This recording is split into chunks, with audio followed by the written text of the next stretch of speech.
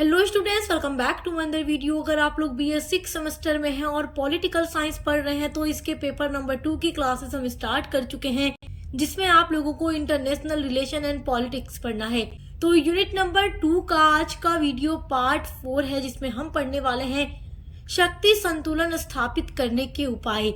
Part 3 की video में हमने जाना था कि शक्ति संतुलन क्या है, यानी बैलेंस ऑफ पावर क्या है, इसका अर्थ, इसकी परिभाषा, इसकी विशेषताओं के बारे में हमने जाना था।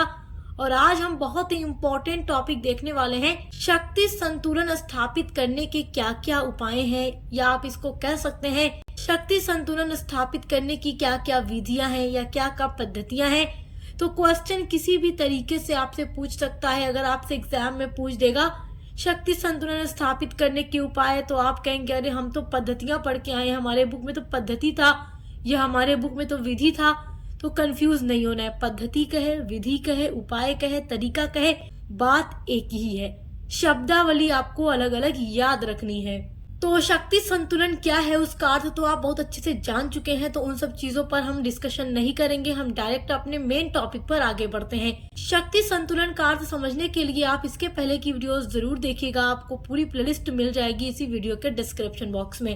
देखिए, अंतर्राष्ट्रीय राजनीति में शक्ति संतुलन स्थापित करने के मोटे तौर पर 6 साधन बताए गए हैं, यानी कि 6 उपाय बताए गए हैं, या 6 इसकी विधियां हैं, या 6 इसकी पद्धतियां हैं। वो कौन कौन सी हैं देखिए। सबसे पहला है क्षतिपूर्ति, कॉम्पेंसेशन, क्षतिपूर्ति।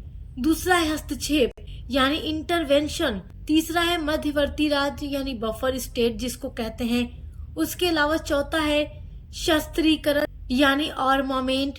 और 5वां है विभाजन तथा शासन यानी डिवाइड एंड रूल। और देखिए, छठा साधन या छठा उपाय है मैत्री संधियां यानी एलियंस एंड काउंटर एलियंसेस। तो ये 6 उपाय या 6 विधियां या 6 पद्धतियां हैं अंतरराष्ट्रीय राजनीति में शक्ति संतुलन स्थापित करने के लिए। आइए अब इनको डिटेल में एक अच्छे से समझते हैं, क्योंकि एग्जाम में आपसे ये लॉन्ग क्वेश्चन में पूछेगा, तो आपको पूरा एक्सप्लेन करके लिखना होगा। तो देखिए, सबसे पहले हम देखेंगे क्षतिपूर्ति को। क्षतिपूर्ति का मतलब होता है मुआवजा। क्षतिपूर्ति या मुआवजे से आशय है कि एक राज्य को उतना दो जितना उससे ले लिया गया है, यानी कि एक राज्य को उतना देना, उतना मुआवजा या उसको उतनी क्षतिपूर्ति देना जितना उससे लिया गया है, जिससे अंतरराष्ट्रीय स्तर पर तुल्यभारिता बनी रहे। यहाँ पर कहने का तात्पर्य ये है कि देखिए, जब भी युद्ध होता है तो 2 लोगों के बीच में होता है, ठीक है, ये बात आप जानते हैं। तो उसमें जिसने भी संघर्ष शुरू किया होगा या जो हार जाएगा वो क्या करेगा, क्षतिपूर्ति देगा। आप लोगों ने ये अक्सर पढ़ा है कि जब युद्ध समाप्त होता है उसके बाद संधियां की जाती हैं, जिसमें कि राज्य है या उसके अलावा रुपए, पैसे, मुद्रा वगैरह दी जाती है क्षतिपूर्ति या मुआवजे के रूप में। तो हारने वाला जो राष्ट्र होता है वो जीतने वाले को मुआवजा देगा, क्योंकि अगर हारने वाले ने ही संघर्ष शुरू किया होगा तो फिर वो जीतने वाला राज्य कहेगा कि तुम्हारी वजह से मेरा इतना खर्चा हो गया, मेरी इतनी क्षति हो गई, अब तुम इसका पूरा हर्जाना भरो। तो हारने वाला राष्ट्र क्या करता है, जीतने वाले को क्षतिपूर्ति के रूप में क्या देता है, कुछ न कुछ देता है। तो वही होता है मुआवजा। तो इससे भी क्या होता है, अंतरराष्ट्रीय स्तर पर तुल्यभारिता बनी रहती है, शक्ति संतुलन स्थापित रहता है। तो जो भी हारने वाला राष्ट्र होता है वो मुआवजे के रूप में धन है, भूमि है या संसाधन या अन्य सुविधाएं क्षतिपूर्ति के रूप में देता है, और इससे जीतने वाले या अन्य देशों की शक्ति बढ़ती है और अंतरराष्ट्रीय स्तर पर शक्ति संतुलन दोबारा स्थापित हो जाता है। तो आप इसका एक आसान उदाहरण ले सकते हैं। जब द्वितीय विश्व युद्ध हुआ था तो उसकी शुरुआत जर्मनी ने ही की थी, और जर्मनी हार जाता है तो वो हार जाता है तो जीतने वाले राष्ट्र को क्षतिपूर्ति देता है, मुआवजा देता है।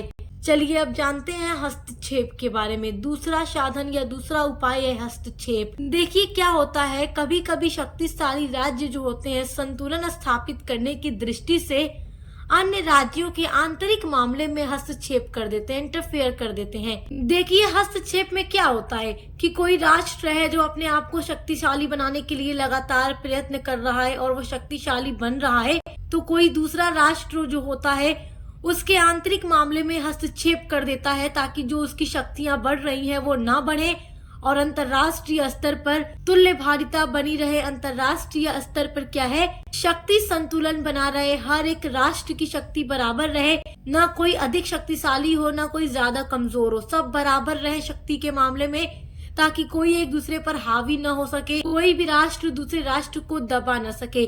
यही चीजें तो हमने पढ़ी थी पार्ट 3 की वीडियो में। शक्ति संतुलन का अर्थ तो यही होता है ना कि अंतरराष्ट्रीय लेवल पर जो है शक्ति संतुलन बना रहे, हर एक राष्ट्र बराबर शक्ति में रहे, कोई ज्यादा न रहे। एक देश शस्त्रीकरण, औद्योगिकीकरण एवं उत्पादन बढ़ाकर शांति प्रिय राज्य के स्थान पर आक्रामक राज्य बन सकता है, जिसका प्रभाव अंतरराष्ट्रीय राजनीति पर पड़ता है। तो ये जो स्थिति होती है, ऐसी स्थिति में जो अन्य राज्य होते हैं वो चाहे तो मूक दर्शक बने रह सकते हैं या फिर प्रत्यक्ष हस्तक्षेप कर सकता है। यानी कि कोई भी राज्य अगर खुद को शक्तिशाली बनाने के लिए लगातार प्रयत्न कर रहा है, कोई ना कोई काम कर रहा है, तो दूसरा राष्ट्र अगर चाहे तो केवल देखता रहे या तो फिर उसके आंतरिक मामलों में हस्तक्षेप कर दे ताकि उसकी शक्तियां बढ़ न सके और अंतरराष्ट्रीय स्तर पर क्या है, शक्ति संतुलन बना रहे। तो हस्तक्षेप के माध्यम से भी शक्ति संतुलन स्थापित किया जा सकता है। देखिए, शक्ति संतुलन स्थापित करने का जो तीसरा सबसे अच्छा तरीका है वो है मध्यवर्ती राज्य, जिसको बफर स्टेट भी कहा जाता है। यानी कि दो बड़े बड़े गैर मित्र राष्ट्रों के बीच में एक ऐसा दुर्बल राष्ट्र हो जो मध्यवर्ती राज्य का काम करे और उन दोनों राष्ट्रों को अलग रख कर युद्ध छिड़ने की गुंजाइश को कम कर दे। आप इसका एक उदाहरण ले सकते हैं, चाइना और भारत के बीच में नेपाल जो है मध्यवर्ती राज्य का काम करता है, बफर स्टेट का काम करता है, चाइना और हमारे भारत के बीच में।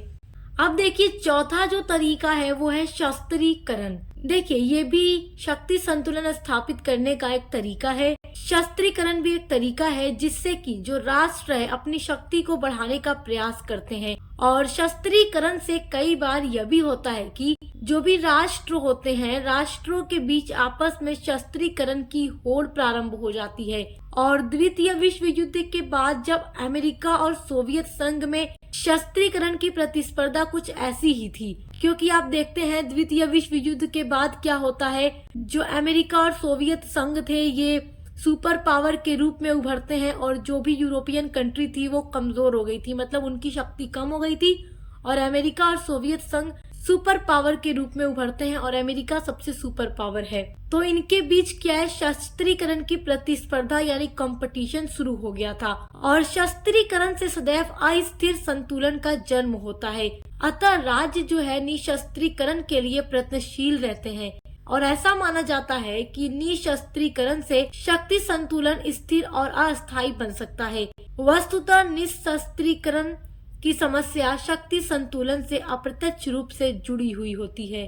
देखिए, शक्ति संतुलन स्थापित करने का जो पांचवा उपाय है वो है विभाजन तथा शासन यानी डिवाइड एंड रूल। देखिए, शक्ति संतुलन स्थापित करने के लिए राज्य शत्रु पक्ष के साथी राष्ट्रों में फूट डालने का भी काम करते हैं। इसमें क्या होता है कि फूट डालो और शासन करो की नीति का प्रयोग किया जाता है, जिससे उसके शत्रु आपस में मिल न सके, इसमें फूट रहे और वे कमजोर बने रहे। विभाजन करे और शासन करो नीति का प्रयोग उन राष्ट्रों द्वारा हुआ जिन्होंने अपने प्रतिस्पर्धियों को विभाजित करके अथवा उन्हें विभाजित रखकर निर्बल बनाने अथवा निर्बल बनाए रखने का प्रयत्न किया, ताकि राष्ट्रों में जब फूट डाल देंगे, जो मित्र राष्ट्र है उनमें फूट डाल दिया जाए, तो वो आपस में जब उनके फूट पड़ जाएगी तो जो अंतरराष्ट्रीय स्तर पर शक्ति संतुलन है वो स्थापित रहेगा, तुल्यभारिता बनी रहेगी। तो कभी कभी क्या होता है, अंतरराष्ट्रीय स्तर पर शक्ति संतुलन स्थापित करने के लिए विभाजन तथा शासन का भी प्रयोग किया जाता है, यानी इस तरीके का भी प्रयोग किया जाता है और कई राष्ट्रों के बीच में फूट डाल दी जाती है। शक्ति संतुलन स्थापित करने का जो छठा उपाय है वो है मैत्री संधियां। देखिए, इसका भी प्रयोग करके कभी कभी अंतरराष्ट्रीय स्तर पर शक्ति संतुलन स्थापित किया जाता है। विभिन्न राज्यों के बीच सुरक्षा उद्देश्य से की गई जो मैत्री संधियां होती हैं, उससे भी राष्ट्रों के बीच शक्ति संतुलन स्थापित किया जा सकता है। यानी कि सुरक्षा का उद्देश्य लेकर के राष्ट्रों के बीच में जो मैत्री संधियां की जाती हैं, उससे भी तुल्यभारिता बनी रहती है और अंतरराष्ट्रीय स्तर पर शक्ति संतुलन बना रहता है, स्थापित रहता है। तो ये 6 उपाय या 6 विधियां या 6 पद्धतियां हैं अंतरराष्ट्रीय स्तर पर शक्ति संतुलन को स्थापित करने के लिए। आई होप कि आप इसको बहुत अच्छे से समझ गए होंगे। सो माय डियर स्टूडेंट्स, आज की वीडियो में बस इतना ही। अगर आज का टॉपिक आपको अच्छे से समझ में आया है तो वीडियो को लाइक, कमेंट, शेयर कीजिएगा, चैनल को सब्सक्राइब कीजिएगा, क्योंकि हम आपके लिए लगातार बीए के हर एक सब्जेक्ट की क्लासेस लेकर आते रहते हैं और एग्जाम की तैयारी कराते हैं। तो अच्छे से पढ़ते रहिए, वीडियो को जरूर शेयर कीजिएगा। बेस्ट ऑफ लक, हम मिलते हैं अगली वीडियो के साथ।